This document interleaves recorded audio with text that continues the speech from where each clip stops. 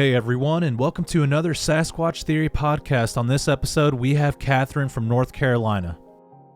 Catherine had a very close-up Bigfoot encounter when she was out for a hike picking huckleberries. The area of the encounter is close to Henderson County, west of Asheville, and the Shiny Rock Wilderness area. The area is known as Graveyard Fields in the Blue Ridge Parkway. This encounter took place in the 1980s, and at the time, Catherine thought it was a mountain gorilla that got loose.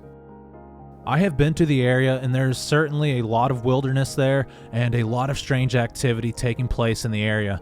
What fascinates me is the divide between the large amounts of forest and the large amounts of people. And every so often, someone, somewhere, will come in contact with a cryptid creature. This will leave a person confused for the rest of their life, wondering, what the heck did I encounter? If you enjoy listening to Bigfoot sighting reports, please subscribe to the channel, give this video a like, and comment down below. And if you have a Bigfoot encounter that you would like to share with me, please contact me sometime at sasquatchtheory@outlook.com. Alright, with all of that being said, let's dive into this amazing Bigfoot encounter from the state of North Carolina.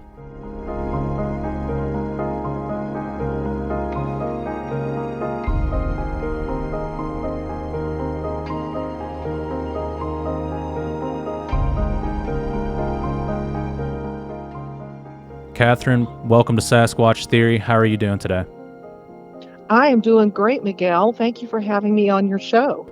Yeah, absolutely. Catherine, it's a pleasure to have you on the show today. And if you would, tell me a little bit about yourself, where you're from, and your Bigfoot encounter from the very beginning, please. Okay, so my name is Catherine. I live in North Carolina in the eastern part of the state. But this encounter happened in the 1980s when I was living in the Henderson County area. And I was married at the time, and my husband and brother-in-law and sister-in-law, we all decided to go up on the parkway, which we did a lot, to hike and to pick berries. So it was the early 1980s. It was on a very early morning on an August day, which is when the berries are in full, fully ripened up in the mountains in the Shining Rock Wilderness. And there's literally tens of thousands of acres of wild blueberries up in this region. And a lot of people go up there and hike and pick berries. And when it's a good year, you can get a lot of berries. When it's a bad year, I generally don't go up there because, we want to leave it for the bears. But that particular day, we decided to go up early one morning.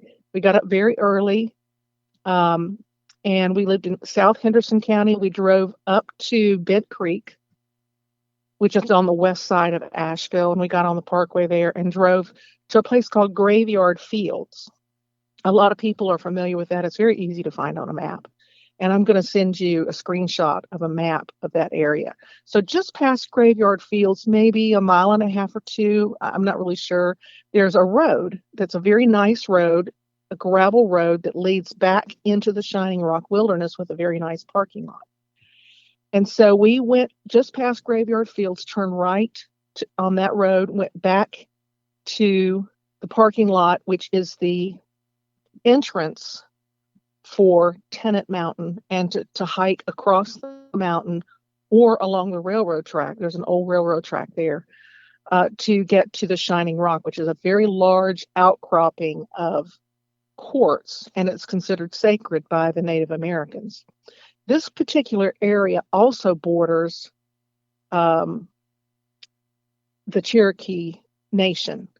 And so whenever this happened on that morning in August, I really had never thought much about Sasquatch. I always thought it was just a mythical creature, kind of like the gods of Egypt and the gods of Greece. I really didn't think it was a real thing.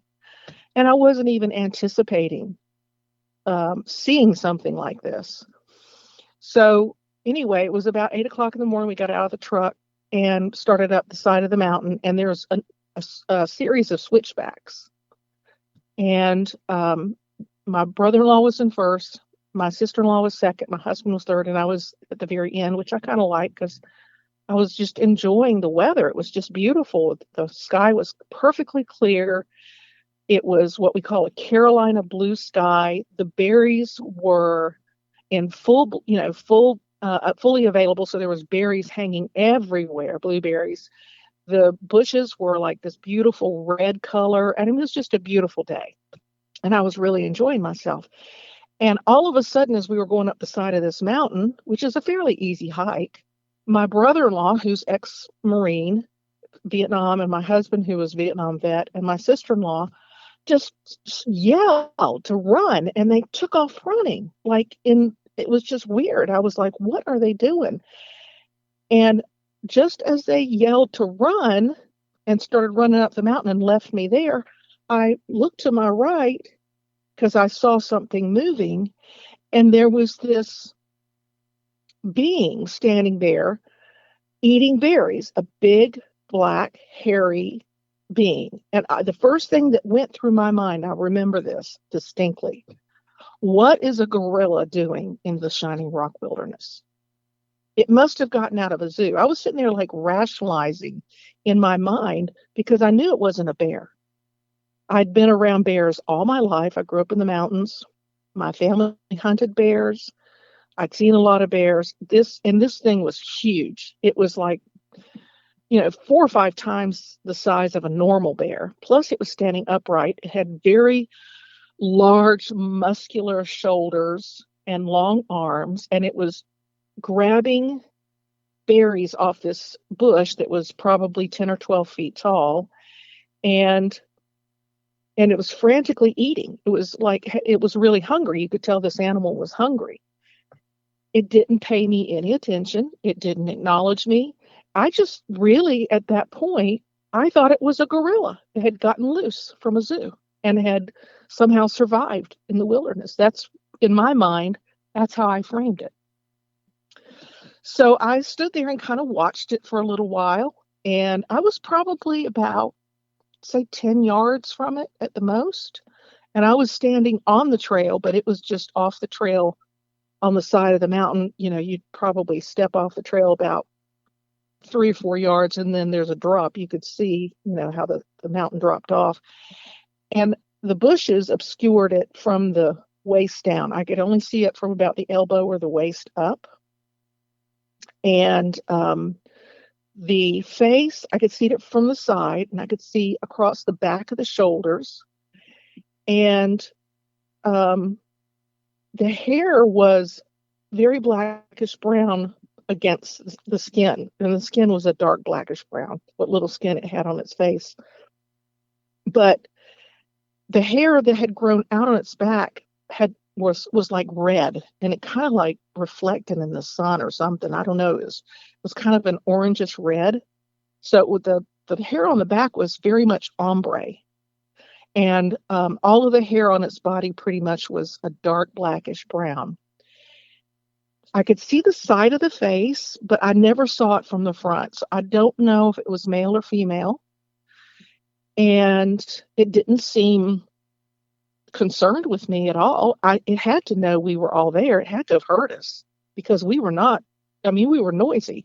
Plus they were yelling, and it just kept eating. And so I probably was there maybe 10 seconds, maybe 15 at the most. And then my ex-husband, he was my husband then, he yelled at me to run again, and that's when I was like, okay. So I took off, and I went on up the mountain, and I really wasn't afraid. I didn't feel any fear. The beast didn't growl at me. It didn't acknowledge me. It just wanted to eat, from what I could tell. And so I will also describe the face from the side, because I only saw the side of the face. The forehead was very flat and kind of recessed, and had a flat nose, and then had a very large jaw that protruded out. So the whole jaw, whole area, it was kind of angled out. So to me, I really thought it was a gorilla, and because it had so many characteristics of what I had seen at a zoo. So I took off up the mountain, and I finally caught up with them, but it took me quite a while. It took me 10 to 15 minutes to catch up with them because they were really running. And it was interesting because these two men, they were both carrying weapons. They were ex-Vietnam vets, one from the Army, one from the Marines. And I was like, so I didn't see any even though that wasn't legal. We were on federal land, they still would carry a weapon. So we got on up the trail and they stopped and they were like panting and like waiting for me to catch up with them. We were almost not too far from the rock itself, the big shining rock. And I came running up and they were like, "Oh my gosh, what took you so long? Did you see that?" We just had kind of this conversation. I was like, "Well, yeah, I saw it." And they were like looking at each other and looking at me, kind of like, did she not know what it was? And I really didn't. Still at that point, I did not have a framework for it. And so we just, my brother-in-law at that point, he said, "We got to figure out a different way to get out of here." So we went on down the trail a little ways, went to the rock. We didn't spend too much time in there, and we didn't pick many berries. And then we went out along the railroad track, which is very difficult. It's very rocky, lots of snakes. It's easy to turn an ankle, so it was not an easy hike, but he felt like it was safer. And they were, the three of them were like really panicked. So I think they kind of knew what it was, and I didn't really realize it until later what it really was. And I was still trying to process it because, back in the 1980s, you didn't talk about those kinds of things because people would think you're crazy. And that's why I've really kept it quiet all this time. I've never really talked about it too much until social media. And then I start seeing, videos like on your channel and other channels of people telling their stories. I'm like, oh my gosh, I'm not the only one that's encountered these beings. I mean, there's a lot of people that have seen them like in the woods, but I mean, I saw this one in broad daylight. It wasn't hiding at all. It wasn't concerned with me or the three other people I was with in any way. And so I just find that kind of odd. I don't know why it happened this way, but that's just how it happened. And I suppose the beast, nowadays I would think that the Squatch are probably more aware that they're being hunted, so to speak, because I believe that they are telepathic. And I also believe that they're interdimensional and that they're some kind of hybridized being from the Genesis 6 story. Because I believe there are a lot of cryptids that evolved out of that unholy union of fallen angels and men, but there was also tampering of the genetic makeup of different other beings, animals and other things on the earth. I mean, that's how I frame it now because I have listened to people talk about it and teach about it. And it's really, to me, it's the only logical explanation because science does not want to acknowledge these things exist, but we know they do. We've seen them. We've seen the evidence. There's too many people that have experienced them, and too many stories of people shooting them, particularly in West Virginia and other places. So that's kind of my story. Do you have any questions for me? Yeah, absolutely. Before I start asking questions, just to give me a better idea if this is purely physical or possibly spiritual warfare, have you ever had any paranormal experiences with like ghosts, demons, or have you ever seen an alien or a UFO? No, I haven't. Well, I have seen a UFO, but at this point in my life, in the early '80s, I was in my 20s. I was not a born again Christian. So, I mean, I'd gone to church, but the church I'd gone to really didn't teach about Genesis 6 or um, give any explanation um, of what we understand now and what we're starting to see manifest more and more on the earth. Now, I will say that I do believe that there is a demonic realm. I don't experience demons. I do encounter people who I believe are demonized. And I've been in, since I became a born again spirit filled Christian, I've been in meetings where I see people get delivered from the demonic. But this is a little bit different. This is actually what I believe is um, fallen angel technology that has tampered with the genetic makeup of not only humans, but also some of the animals on the earth. And I believe Sasquatch has been here for centuries, for ever since the beginning of whenever the angels fell and started tampering with the genetic makeup of not only men, but because it says that in the Bible that a lot of the beasts, whenever Noah built the boat, and just the beasts that were not genetically compromised got on the boat. There were a lot of hybridized beings of that were mammals and reptilian on the earth at that time. That's what I believe. And if you want to learn more about it, or people want to learn more about it, they could listen to there's a guy by the name of L.A. Marzulli that teaches on it, and there's a couple other people that teach on it.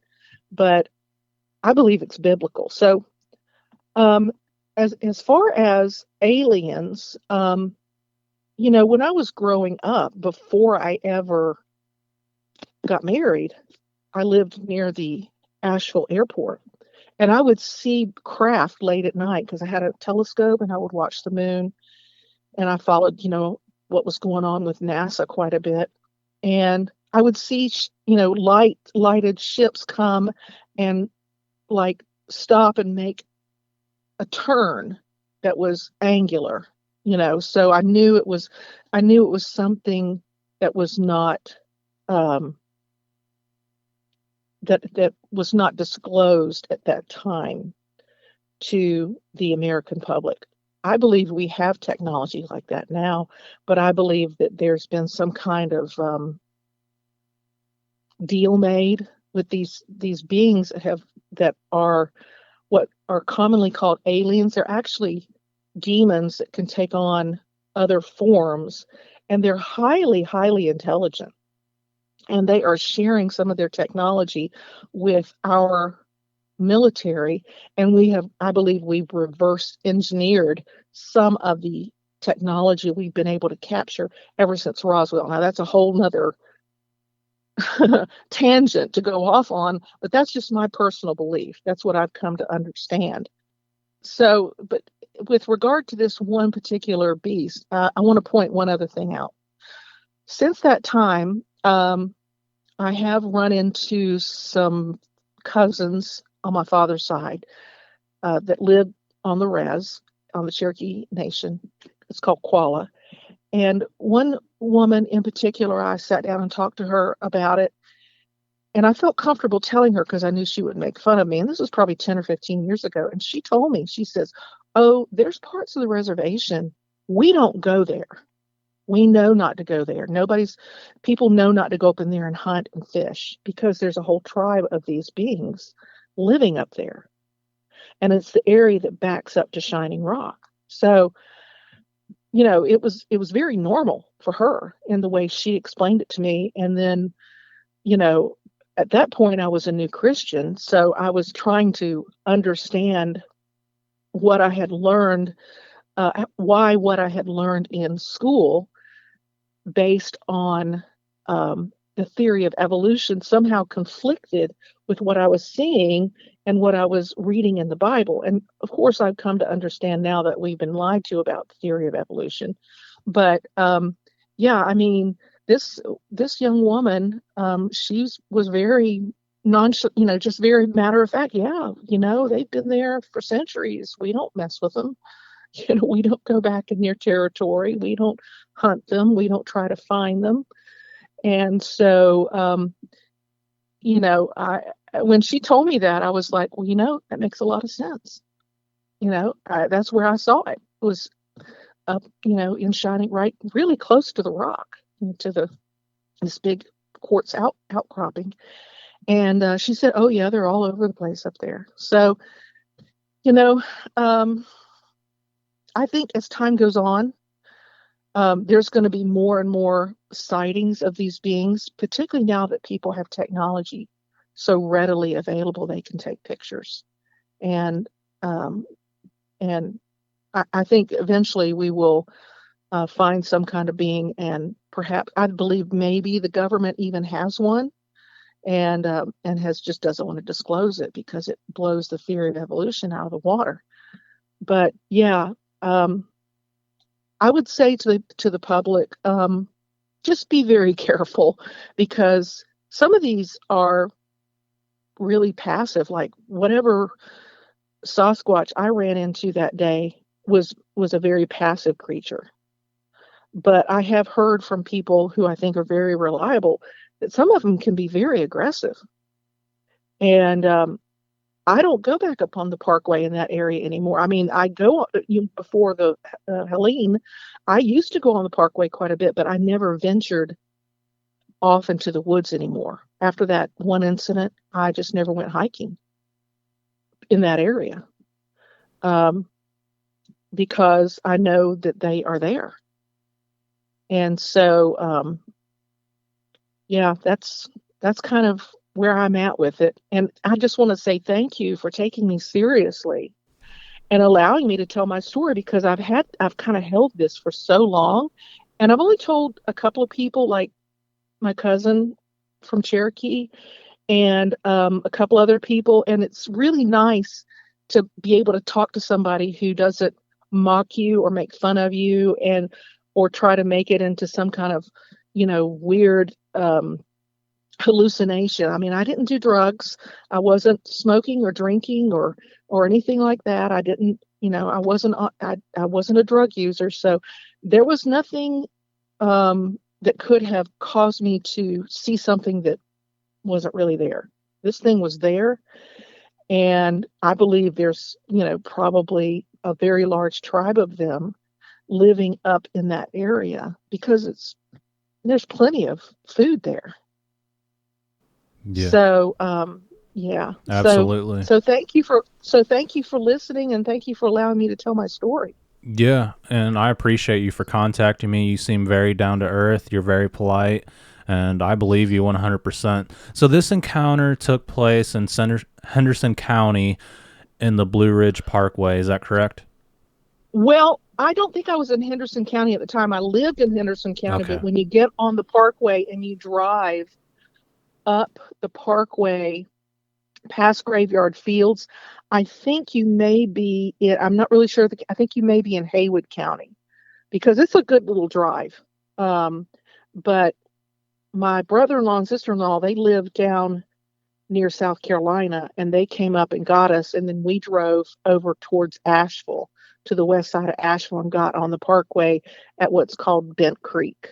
And a lot of people listening will know where that's at. It's where there's the French Broad River is right there, and there's a lot of people that ride bikes and do mountain biking and hiking, and it's the national forest meets the wilderness right in that area. So we drove up the parkway a little ways and went back into the wilderness, and it's actually a very easily accessible area. Now right now the parkway's closed down.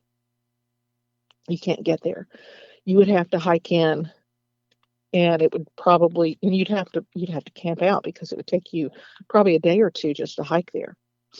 But I wouldn't go looking for them. I mean, I know a lot of people are looking for them and want to see them, but these things are really intelligent, and they can read your mind.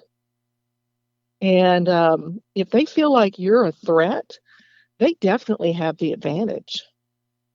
So, Yeah, absolutely. I would just say, I would definitely say, because you're in their territory, they uh, are a lot bigger and stronger. And, I have heard of people shooting them up in West Virginia, and I believe that's probably the case, but those people were highly skilled, and so I would just say, I would caution anybody, don't be cavalier or flippant in any way about going and looking for these beings, because if they had wanted to be found by now, they would have disclosed themselves.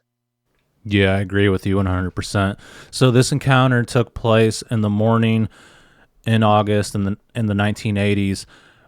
This creature, it was picking huckleberries, is that correct? Yes. Okay. And there's, like I said, that time of year, that's when the huckleberries ripen. So there was tens of thousands of acres of huckleberries available. So this particular bush, was heavy laden with berries, and it was just grabbing handfuls of berries and stuffing it in its mouth. Just, you could tell it was hungry. Was it eating So like a human, like picking the berries with its hand and yes, putting it in its mouth? Okay. yes, it had digits.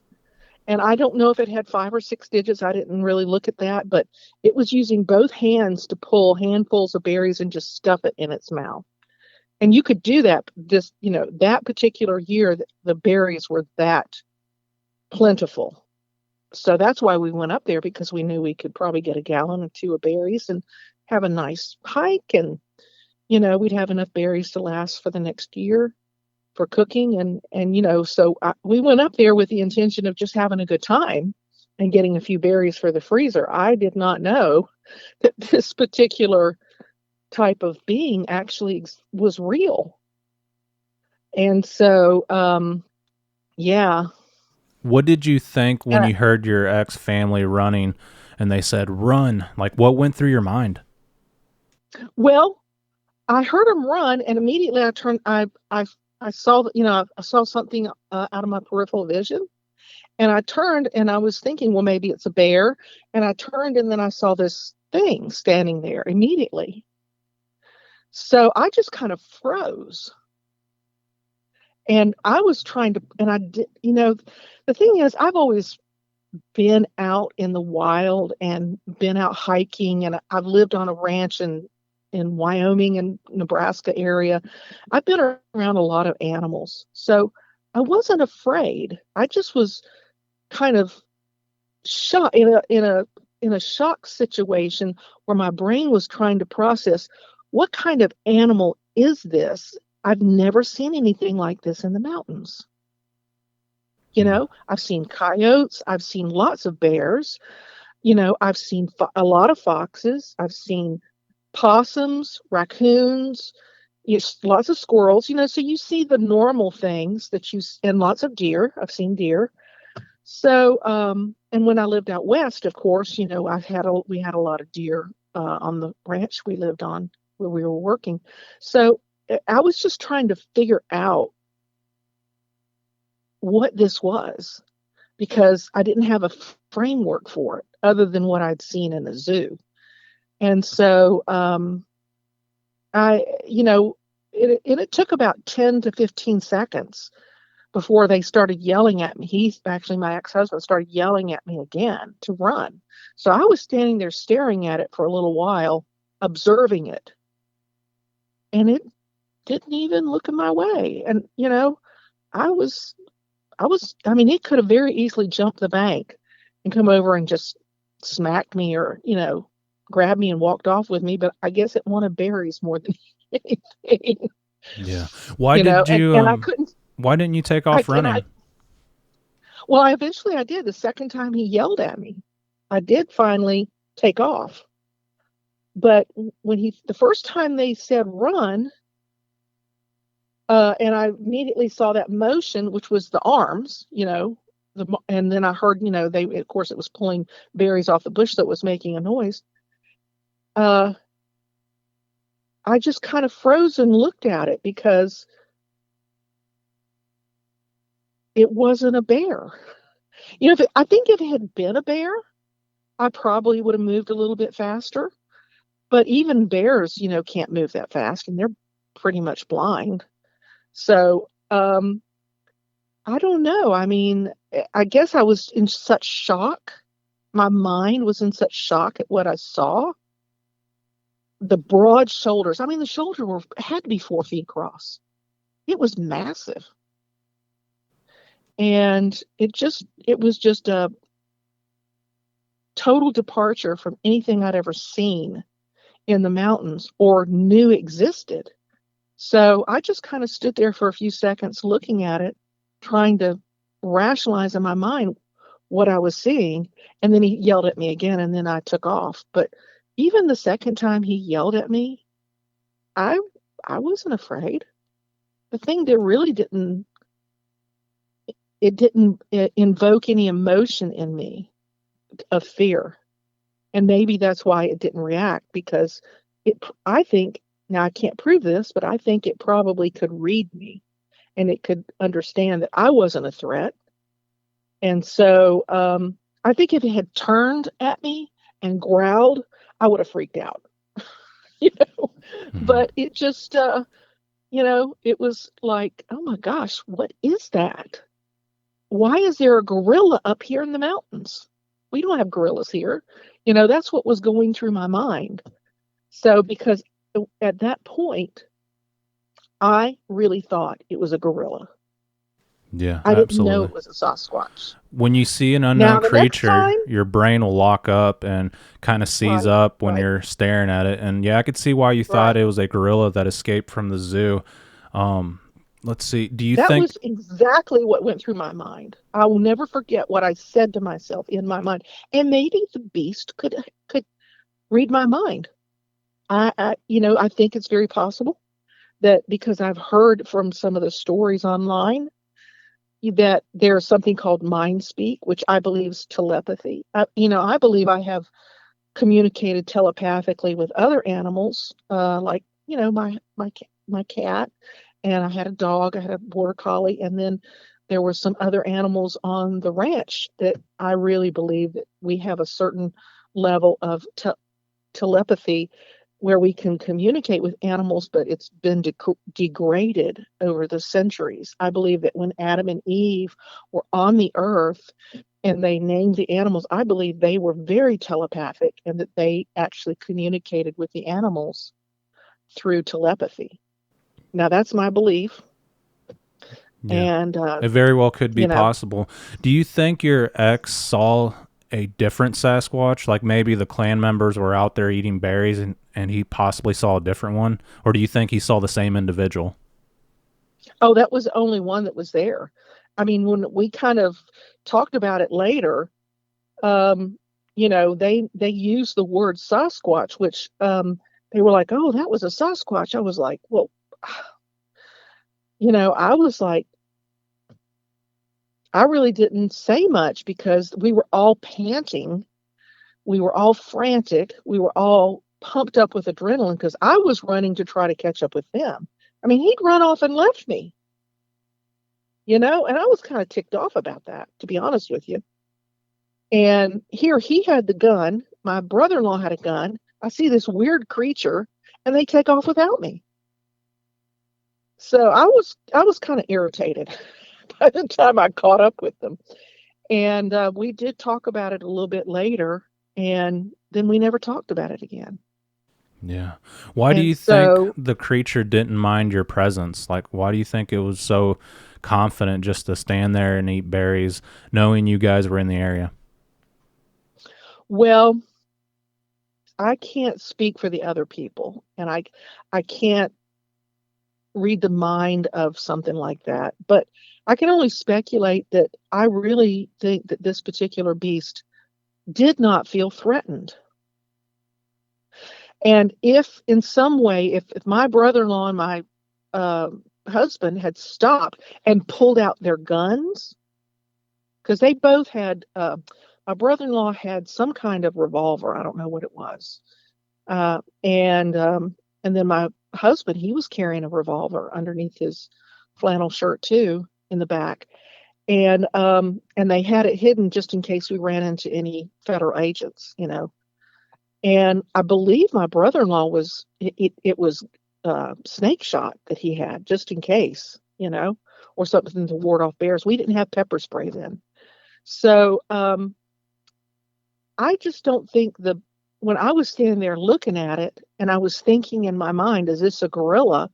I think, now that I think about it and you asked me that question, it's possible that that particular being knew what I was thinking and could hear me thinking and talking to myself and was like, oh, she thinks I'm a gorilla, or, but he did, this particular being, whatever it was, male or female, because I couldn't tell, um, did not feel threatened by me, because an animal that is threatened will confront you and growl at you. And you and I know from all the stories we've heard online and people who've had experiences, they can they can do some pretty intimidating things. So I just think it was more hungry than anything, and it just didn't feel threatened. And I'm not threatening, you know. So, but I think if I had been some big guy carrying a rifle, it would have been different, Yeah. you know. Yeah, I agree with But that. it wasn't hunting season, so yeah. How far away from the parking lot were you? And I know you mentioned there were other cars in the parking lot. About how far away Right. was this? Um, well, I'm going to send you a screenshot because I found the an aerial photo of that area. We were probably about 10 to 15 minutes up the trail. So I would say maybe not even a quarter of a mile, somewhere between an eighth. I mean, it was really close to the parking lot, because you get out of the parking lot and you go up a trail to the right, and you make a hard turn, and you can either you can keep going and go back down into Graveyard Fields, or you can turn left and you go start winding up the mountain. And then eventually there's a series of very sharp, quick switchbacks, probably 10 of them, because that part is really steep. So I was on the very steep part. And that's also where the mountain drops off on the back side. And that's where this thing was standing, just off the trail, just below the switchback. And so it was really, really close. I mean, that thing had to know there were people there in the area. Yeah. And you were only 10 feet away from this creature, and you could see it I'd say from the 10 waist up. yards. 10 yards. I Okay. would say 10 yards. 10, I'd say about 10 yards. I could see it from the waist up, from the side, but I was kind of like looking over the back of its shoulders and then the back of its head, and I could see the side of the face and the arms, the right arm, and then in the hand, and I could see the left hand, as it reached up and grabbed food and stuffed it in its mouth. So How big I was think the it was creature? hungry. Well, I don't know how tall it was because I could only see it from about the elbow up, but the shoulders were easily 4 feet across. So I would say it was probably a good 9 feet. It would have to be, because from the waist up, it had to be at least 4. So, I mean, I'd say conservatively 8, maybe as much as 10. I don't know, because I couldn't see how long its legs were, and I couldn't see if it was male or female because it was kind of, I could only see it from across the back of the shoulders and the back of the head and the side. But the arms were massive on this thing, and the shoulders and the musculature of the back. That's why I thought it was a gorilla. I mean, it looks a lot like a gorilla, you know, like those big silverbacks that you see in the zoo, except it's bigger. So it looked more primate than human. Is that correct? Yes, I would say so.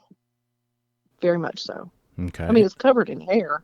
Yeah. Um, and this particular one is, and was. I'm sure there might be some others that manifest other genetic,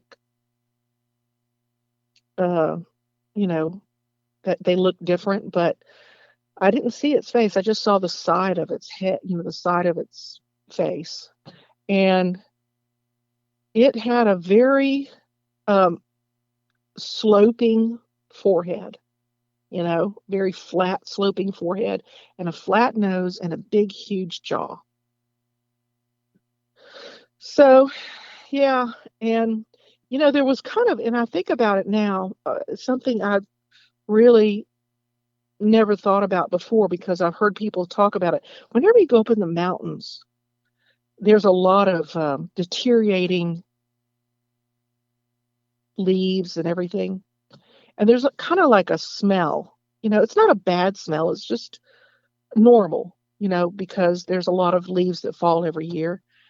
And, the thing is, I've heard people talk about how they smelled these things, how bad they, but I didn't smell anything. Maybe it was the way the wind was blowing. I don't know. But it just, that area, now that I think about it, it just smelled like the mountains normally do. Whenever you go hiking, there's an odor, particularly when you get into an area where there's a lot of cover, a lot of whenever you get into the this where there's a lot of what do you call mountain laurel and the pine trees and everything, and there's not a lot of sun. There's a smell from the leaves, deteriorating, and but I didn't even smell this thing. So maybe, the wind was blowing from my back. I don't remember, but I didn't smell it, which I think is unusual. Um, because a lot of people says that they do smell something like that's very musty and putrid.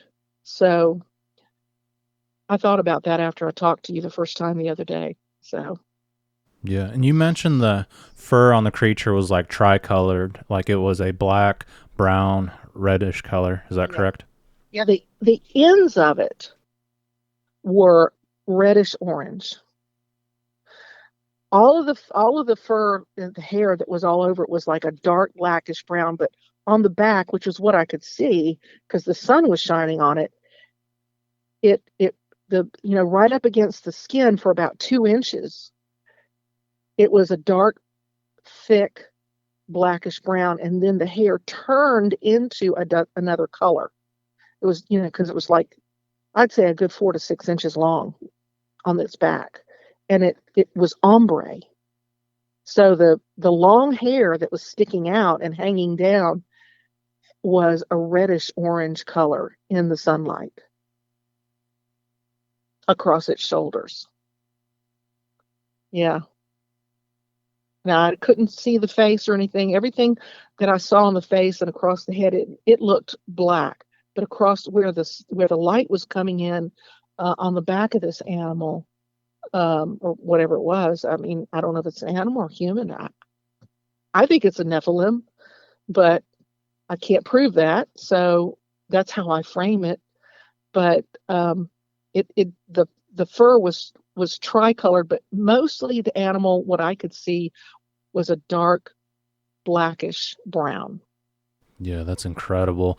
I can only imagine how you felt when you saw this creature picking berries. And I agree with you. I believe these creatures are from Genesis 6, and I think that's the Really, reason. it's interesting. Yeah, I think that's the reason science doesn't want to tell us because, like you said, it proves that the evolutionary theory is incorrect and we're just being fed a lie to fit a narrative. Mm-hmm. And I think Right. that's possibly what's going on. Mm-hmm. Absolutely. Absolutely. So I just really appreciate you taking me seriously and allowing me to, tell my story. There's nothing in it for me. I mean, I want people to know I'm not being compensated. I'm not earning anything. And I really, at this point, I really don't care what people think, but I really am very um, happy. I'm really relieved that more and more people are coming out of the woodworks and telling their stories because um, humanity as a whole needs to understand that the Bible is true and that there was a situation in Genesis 6 where there was an uprising of the angels and they rebelled against God and they got thrown out of heaven and they came down to earth and they mated with women. It says it in the Bible that and they created these Nephilim. And I think this is some kind of genetic experimentation by these highly intelligent angelic beings. And I also believe that's what the UFOs and a lot of this paranormal stuff that we see is it's some kind of demonic manifestation. And I don't really focus on it too much, but I really believe it's something that these beings are toying with humanity to try to manipulate them into believing that there really are aliens. There are no aliens, there's only demons. And the demons can manifest themselves. They can change, kind of like shapeshifters that you hear about out on the Dene Navajo reservation. You know, they can change form. And they have at their advantage, they have these fallen angels. They have technology that we don't understand. But you know what we do have is we have the blood of Jesus. I have the blood of Jesus. And so whenever I talk to people about these kinds of things, I want them to understand this is not something that's going to make the cover of Smithsonian Magazine. It's these beings are something that, and other types of cryptids that are on the earth. The scientists want to obfuscate and destroy the scientific evidence so that we will believe in science rather than believe the Bible. Because the Bible in Genesis 6, that's where, from Genesis to Revelation, that's where the truth is. So, it's been an interesting thing to sit down and listen to people on your show and other shows and the experiences they've had. Some people have had some really scary experiences, but I can tell you, even though my experience was not scary and I never felt intimidated, I still wouldn't want to ever see one again. I don't need to see it, because the next time it might not be as pleasant.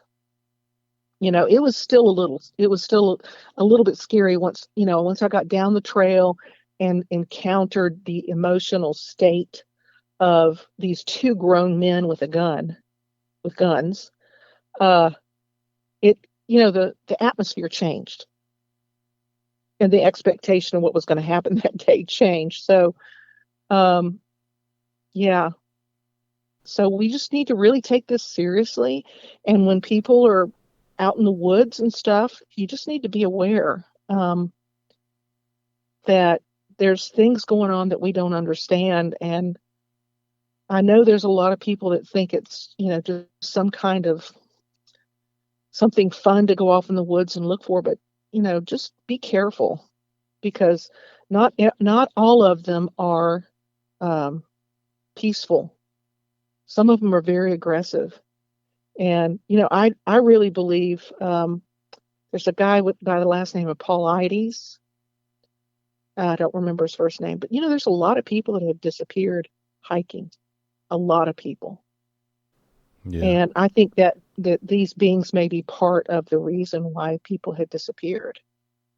It's probably not 100%. Some people, just go off and they go hiking alone and they're not prepared, and they just, disappear in the wilderness, and then their bodies get eaten up by the earth, through natural means. But I believe there are a lot of people, and the Native Americans here in this country and Canada and other countries will tell you that there's something they call the star creatures, the people that from the stars, and they have come down and they have taken children and they've taken women, and so not all of them are peaceful. Some of them are quite dangerous.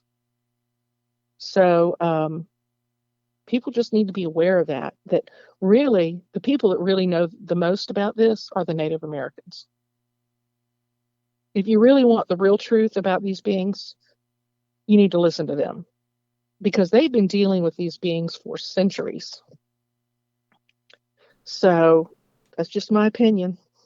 Yeah, absolutely. And why did you live with this for so long and not tell anyone else? Well, I have been telling it online for a little while, on several platforms. I've, written about it probably in the past year to year and a half. But the only person I really shared it with was the lady I met on the reservation. And I don't even remember her name. I think she was a Green or something, but she was like a second or third cousin. I guess I just didn't want to be made fun of. And, and I heard so many stories of people prior to listening to, social media. People were having bad experiences with these types of beings.